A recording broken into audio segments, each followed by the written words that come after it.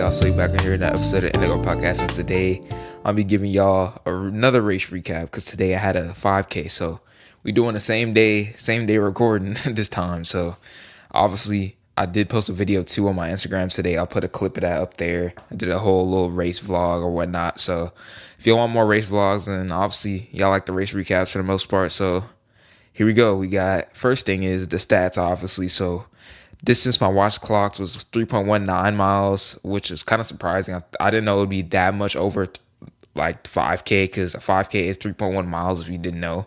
But that's what my watch put. Obviously, watches can be, the margin of error can be different depending on your GPS and whatnot. But that's what my watch clocked, and average pace was a 6:06 average pace. So the splits though.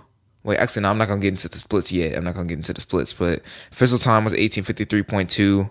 Originally, we thought it was 18:53.3, but I just checked like 10 minutes ago, like 10 to 20 minutes ago. And I actually was, because the thing is, okay, I have to give context because if you saw the video I just posted today, by the time this comes out, it will have been posted last Saturday. But anyway, we finished on the track, and there's this dude in this like gold-ish jersey trying to outkick me. And when people try to outkick me, you're not outkicking me. Like, I'm not about to just give it to you. Like, I'm gonna at least give you some competition. So he's trying to outkick me, and I'm like, nah. So I start kicking, and at the last like 10 meters of it, the official, who's like purple, and obviously my jersey is purple. I run for Borden, so he's like purple. So I'm like, I beat him. But then on the results, it said he beat me. So I'm like, I wasn't really tripping, but I'm like, So then I just checked. So they fixed the times. Maybe they looked at the camera and fixed it. But anyway, official time's not 18:53.3, it's 18:53.2. So 1 millisecond. So place 110 out of 115. There's 115. Well, no, place. Oh my gosh. Place 110 out of 155. I don't know what I just said, but I placed 110, and my average heart rate was 163 beats per minute. Max was 181. And I hit zone 5 for about like 2 to 5% of it. I'll put it up at the screen somewhere.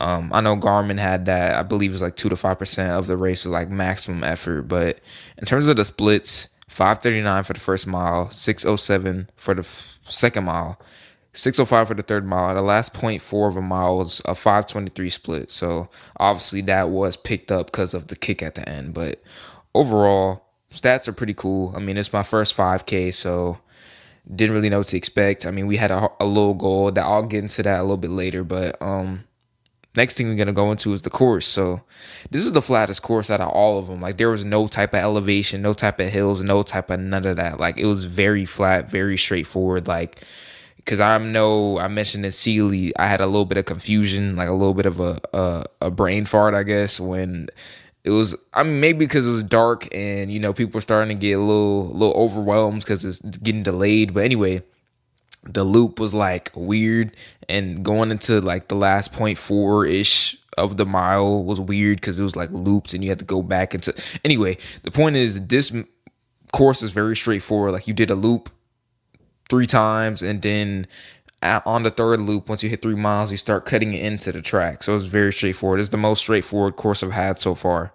So no elevation gain at all, no type of like intricate curves. I mean, the only thing that you could probably discuss is the beginning, because in the beginning, people are driving out pretty aggressive, and you pretty much beelined it to the right side of the white line. There's like a little white line in the grass, and there was a little bit of trees and like, not even debris, like just trees hanging down. So you had to duck a little bit like the first like quarter mile. But other than that, very, very flat. I like the fact that we ended on track, because I've never done that in a race setting. I mean, I've seen a bunch of marathoners. Like, I know Nico Felice, he did a marathon. He was going for 250, and I saw him end on a track. So I thought that was pretty cool. And me experiencing it, and obviously you get a little bit of extra spring in your legs, because the track is like the most optimal, I would think the most optimal environment for running, just in general, because the material the track uses. So overall, the course is pretty straightforward. No type of nooks or crannies or any weird stuff. Like it was pretty straightforward, no type of elevation, hills. Like it was pretty much flat, pretty much. So pre-race, like what did I do pre-race? What did the nutrition look like? What did the fueling look like? Blah blah blah, all of that fun stuff. So I did mention this in Friends with Me. I did eat overnight oats last meet, but after like the way my stomach felt, I'm like, I don't really know if I'm gonna do that anymore. So, well, I'm still eating overnight oats, but just not directly before a meet because I had overnight oats after the meet. Like, duh. Anyway, so the whole gist of this was just to lighten it up and make some that will digest a little bit quicker and just not as heavy in calories and just stomach space. So I went with 2 slices of sourdough, 2 tablespoons of peanut butter, a banana, and I did a dash of cinnamon, nutmeg just for flavor. And cinnamon helps with blood sugar and blood regulation, so maybe it can help me on my run. I'm not really sure, but I did that. And in terms of supplements, same thing I did last time. Scoop of electrolytes. I do BPN electrolytes. 500 milligrams of sodium. Then I did 5 grams of creatine. I do that every day with my electrolytes with 16 ounces of water just because it's the most convenient for me personally. I mean, you can throw creatine wherever. But anyway, and then I just supplement with iodine and multivitamin. I normally do algae oil, but I don't have it at the moment. So we just did that. But this time we were leaving around 5:40. She wanted us there at around 5:30. So I woke up at 4:30 just to make sure all the conditions and everything was set up and I could get my fuel in. But other than that, I mean, after the race, I had the overnight oats, like I just mentioned, had some banana and peanut butter in there. And then, for lunch, I just had a black bean bowl, jasmine rice, just pretty simple. But before the race, sourdough, peanut butter, banana, pretty straightforward. There's around 60 grams of carbs. Carbs? What is carbs? That's not, don't eat carbs, kids. Don't eat carbs. Anyway, 60 grams of carbs, carbohydrates, and then I had around 50 grams of 50. Bro, there's a lot of misspeaking going on right now. 15 grams of fat. I had that, and then it was around like maybe 10 grams of protein from like the sourdough and peanut butter, just to kind of just trace protein, stuff like that. But yeah, that's what I had before, and I think I'm gonna keep that. I mean, I did have to use the restroom right before the race. There was a little bit of a line, but other than that, I don't think it was as heavy as the overnight oats. So I think we're gonna keep that from now on. But fourth thing, what was the goal going into the race? Now the goal Coach Dunn gave me, my coach gave me, was 17:30 to 18. So in my head, I'm like, all right, that's what we're going for. Because based off my splits and just the effort I've been putting out on these workouts, that's what she came to in terms of the time. So I'm like, all right, we're going to go with that. But obviously, I ran 18:53.2. So when I finished the race, I mean, in terms of feel, like effort, any type of race should be hard. It was hard. I mean, within like the first mile, you'll feel it in your legs. Like your legs will be heavy for sure. So my legs are pretty heavy. But I mean, in terms of breathing, I felt fine. For the most part, my breathing is pretty much under control. I try to catch a couple people, but the effort was there. Like it was a hard effort. So, I mean, coming through the finish line, like seeing the time, I was a little bit kind of iffy about it. I mean, because it wasn't anywhere near the time, to be completely honest. But if I think about it, and what my dad is there. Coach Hoffman, that's my other favorite coach, and Coach Dunn. I talked to her. We were all saying like, it is my first 5K, and I mean, this is just the way I look at it, and the way we looked at it is just kind of a baseline, because now we know, okay, where can we PR from here? Because that was my baseline for where the 5K distance. So obviously next time I'll kind of get into that in terms of the next race. Obviously you'll want to PR. I mean, obviously that's the main goal. You want to get better and progress, but I think the effort is definitely there. I mean, it's obviously a PR automatically, no matter what it was, because that's my first official 5K. But I just think, like, I'll get into this a little bit more later, but I just think a lot of people get stuck into times, and I kind of did a little bit. So I'm like, okay, I didn't hit this time, so is it good or not? But I was thinking earlier, because I went to the gym, I'm like, if I said sub 19, I would have looked at this like this is crazy, because it was 8 seconds like ahead of the time. So I think it's a lot of perception. Like it depends on what you set out, and I don't think that should be the end all be all, because if your effort was there and you put out a good effort and you put your best foot forward, I think that really determines, okay, the time and the metrics and everything. So I mean, that's just objective data. Like that's hard numbers, like that's what you ran, but subjectively, maybe that's the hardest you ever ran. That because for me, that my first mile split was a 5:39. That was my fastest split out of any race I've done. So I'm cool with that. I'm glad that I am glad. I'm glad and proud that my first split was the fastest it's been. Because another one of my goals, my sub goals, was just getting out more aggressive, and I did that. So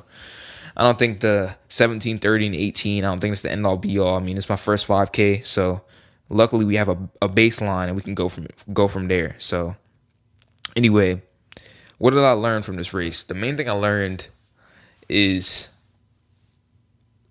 doubt and stress just in your life. It doesn't determine the outcome and end result in whatever you're doing. Because earlier this week, Monday, it kind of started like just starting school. Sleep has been kind of interesting.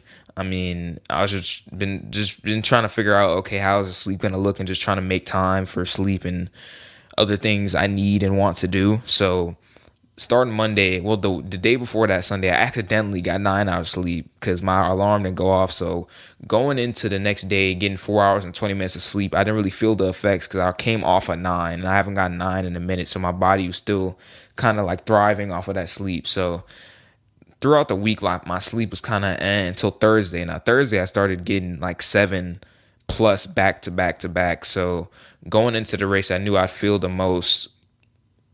the most vitality and feel the most like me.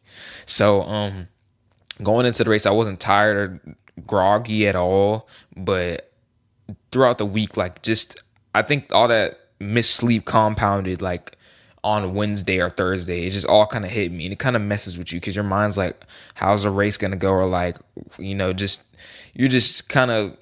you're aware of how you're feeling. Because I mean, and then just daily stressors like, okay, I gotta go do this and this is going on. Okay, what about this and just stuff you gotta do. So the main thing was sleep. I think sleep was the main thing. I mean, obviously, I still showing up for my workouts and doing what I do, but obviously, sleep. I realized that sleep can build up and really hit you like a freight train all at once. Like it compounds just like anything else. It compounds like you going out for a run consistently. It compounds like you lifting consistently. If you sleep kind of bad consistently, it will hit you out of nowhere and it'll compound and show you, okay, you haven't been sleeping. Like it'll be very apparent. So I definitely experienced that, and just, I think doubt kind of creeps in and kind of makes you question who you are. But I always think I know that there's a light at the end of the tunnel and there's highs and lows, but I just think it's your choice to choose that light and chase that light and see what it's about, or you can just cave in. So